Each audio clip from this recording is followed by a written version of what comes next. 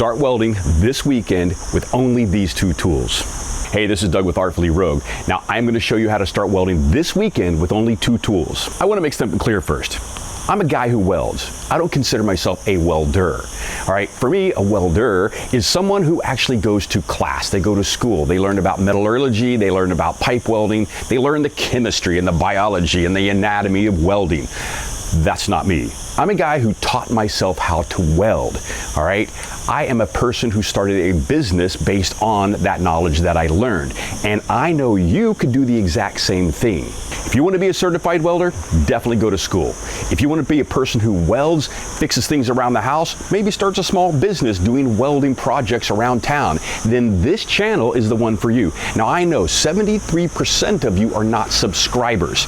Do me a favor, subscribe right now, because from here on out, we are going to talk about welding. We're going to talk about welding projects. We're going to get you on your feet so that you can start welding this weekend.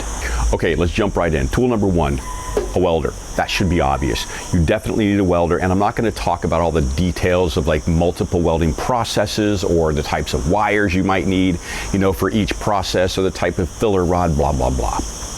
You need a MIG welder. You need flux core wire. Now, here's why. MIG welding is super easy. You pull the trigger and that's it. It feeds the wire out. Now you want to go flux core because you don't need a gas tank with that. There's a flux inside the wire that helps to shield the wire. Now this is the easiest method to start. Now there may be some who argue that stick welding is much easier, but I can tell you from experience that stick welding is a pain in the butt because you often get the stick stuck and you get frustrated and you stop. With MIG welding, you don't, all right? With flux core MIG welding, it's a super easy way to start. Now, I think I paid maybe $200 for this machine. I'm here in Spain. The reason why is in another video, but this is the brand that is here locally and is least expensive. Now, if you're in the States, which you probably are, go to some place like Harbor Freight, or even like Lowe's or Home Depot do have like lower brands. Amazon is also a good source. I'll put some links down here in the description. Get yourself a cheap MIG welder that does flux core. That is the easiest way to start, and that'll get you going right now. Okay, once you have your welder dialed in, you're going to need material. Now, I suggest using mild steel. Mild steel is the easiest to get hold of. You can go to Home Depot, you can go to Lowe's, you can go to some of those big box stores, and you can buy your material there. However, I would suggest not going there if you can help it, simply because it's very expensive. Track down your local metal supplier. You want to go into your metal supplier and you want to specifically ask them for their metal drop or remnants. All right. If you go to this video here, I'm going to walk you through the entire process of going into your local metal supplier with confidence and asking for the material you need. Most metal suppliers will cut what you need there on site, saving you time, and sometimes those cuts are free if you're trying to fit it into your vehicle. So check this video out here. It'll give you a lot of great tips. Okay, tool number two, an angle grinder. Now, you can pick these things up anywhere. Amazon, Harbor Freight, Lowe's, Harbor Freight, I said Harbor Freight, didn't I? Yeah, Home Depot, Lowe's, Harbor Freight, Amazon. There you go.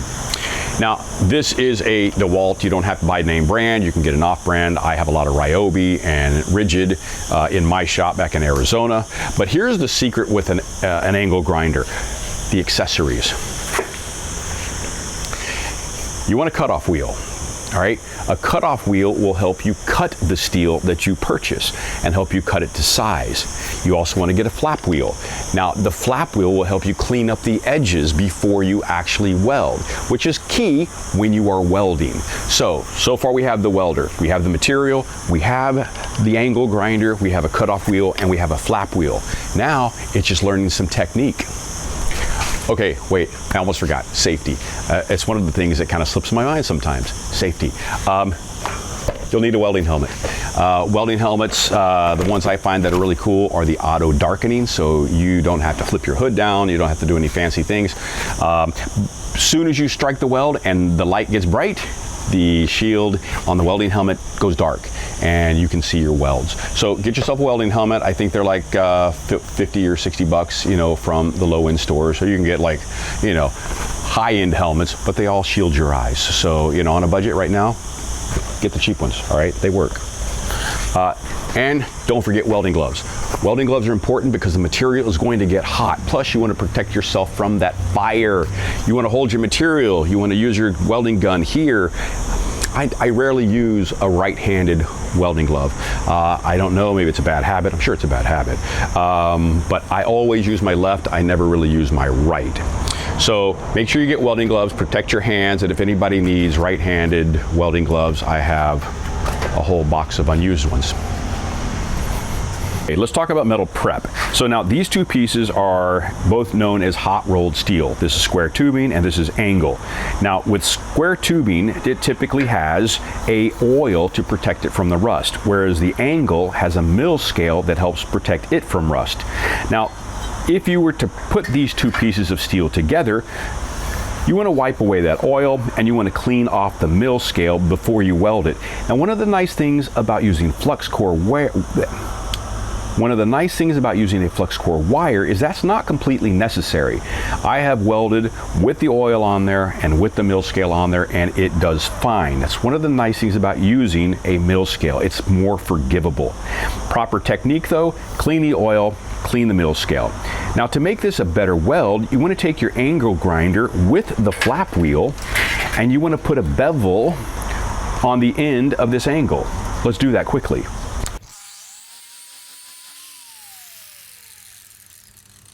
Now, with a bevel in there, it's going to create a valley. That's going to be a stronger bond between the two pieces of metal, and it's going to weld nicer. And when you want to grind it or clean it up, as you grind across the top and clean off that weld, you're still going to have weld inside that valley, and you won't be basically grinding off the entire weld and destroying the integrity of what you just welded. Turn on your welder. Once you turn your welder on, it will cycle up and go through its system. Now, on this particular welder, this is a multi-process. That means I can choose between a variety of processes. Right now, I'm set to MIG flux. This button is for your amperage. This one is important. This will be on your machine as well. The lower the setting, the thinner the steel you can weld. Now, as you turn up the amperage, you can start to weld thicker material. Typically, I'm welding thinner material, so I usually keep it right around 50 to 51. You'll have to mess with your machine to get your dialed in to whatever you're welding. Become familiar with all of the controls on your machine. Connect the ground clamp.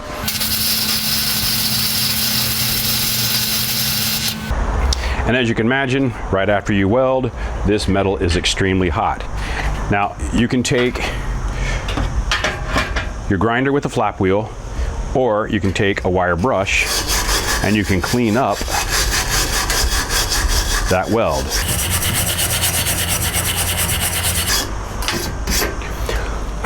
One of the characteristics of flux core is that it creates a lot of splatter.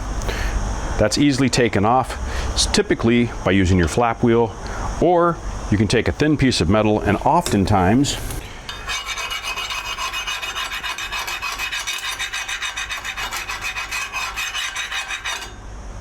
scrape it right off.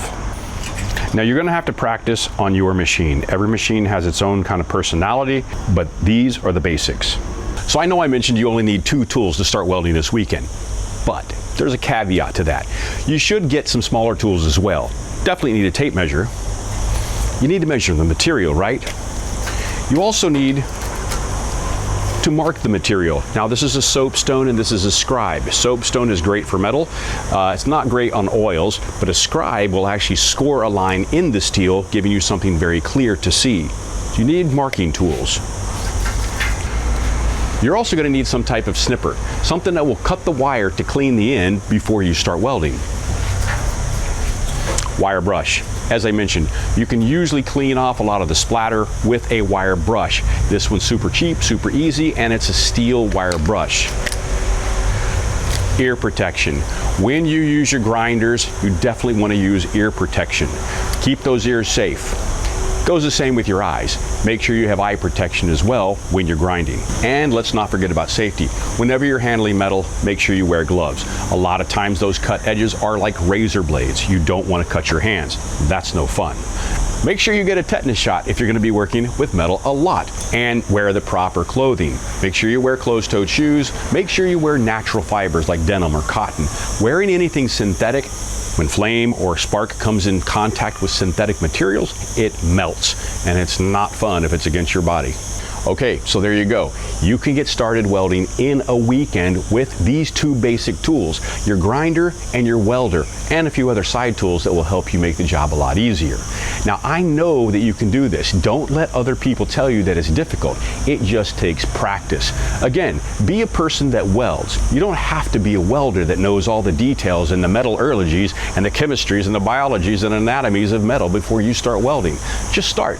Have fun with it. Enjoy the process. Enjoy the journey.